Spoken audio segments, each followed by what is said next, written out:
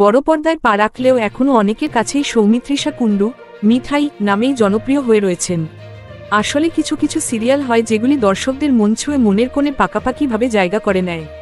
মিঠাই ছিল এমনি একটি সিরিয়াল, যা এক ঝলক ঠান্ডা সতেজ হাওয়ার মতো এসেছিল। সৌমিত্রিষার কেরিয়ারকেও প্রয়োজনীয় বুস্ট দিয়েছিল মিঠাই। এই সিরিয়ালের পরেই তার বড় পর্দায় সফর শুরু হয়। প্রথম ছবিতেই দেবের বিপরীতে অভিনয় করে দারুণ শুরু করেছিলেন সৌমিত্রিষা। আগামীতে তার হাতে আরও একটি ছবি এবং ওয়েব সিরিজও রয়েছে। 25 পেরোনোর আগেই তিনি যেভাবে সাফল্যের সিঁড়িতে চড়ছেন তা নিঃসন্দেহে প্রশংসনীয়।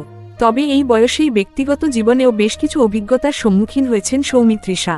পুরনো বন্ধু, সহকর্মীদের থেকে দূরত্ব বেড়েছে তার, আর এই দূরত্ব বাড়ানোর অভিযোগও উঠেছে তারই দিকে।